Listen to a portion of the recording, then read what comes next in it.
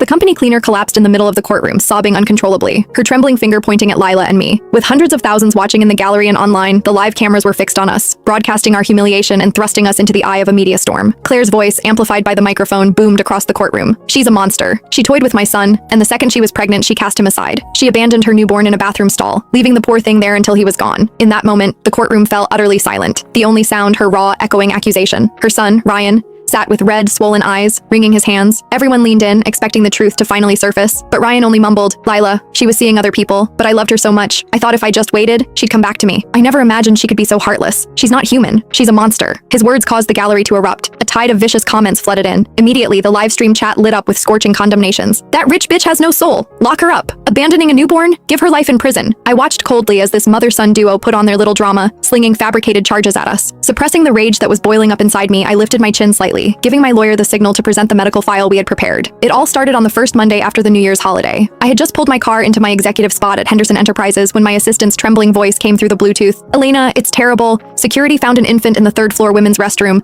The baby didn't make it." For a second, my mind went blank. I dropped the phone and bolted for the elevator. By the time I arrived, the third floor was already cordoned off with police tape. The lead detective was waiting for me. "The security cameras are down for maintenance, which is going to make finding the person responsible much harder. The body's been sent for an autopsy and we'll run a check against the state database." I struggled to keep my composure, forcing down the anxiety twisting in my gut. "You'll have our full cooperation. Access logs, employee files, whatever you need." But a chilling fear crept up my spine. Who could do something so monstrous? I had just gotten back to my office when Claire burst in. Her face was pale but set with a grim, unsettling calmness, her eyes wild. "Claire, I've been briefed on the situation. The company will cover any time you need off and any counseling for the psychological trauma." She didn't react. Her toxic gaze locked on me. "Ms. Henderson, I know who that baby belonged to." The air in the room turned to ice. "That was my grandson, only a few hours old, and he was your grandson too." Every word was a hammer blow to my chest. It was absurd. "Lila, impossible. She would never. If you're in shock, I'll pay for your treatment, no questions asked. But what you're saying is completely baseless." My calm response only made her clench her teeth. "I don't want to make a scene. Your daughter Lila has been playing my son for 2 years. She hid the pregnancy and then she threw that baby away like a piece of trash. She's the one who let that baby die of cold, Elena." Her voice was raw, her eyes bloodshot. "My son gave her everything and she treated us like garbage. She's a murderer." My head was spinning. The sound of her repeating Lila's name over and over, threatening to swallow me whole. Claire took my silence as a sign of weakness. In a flash, she smoothed her apron, her tone shifting into negotiation mode. $2 million.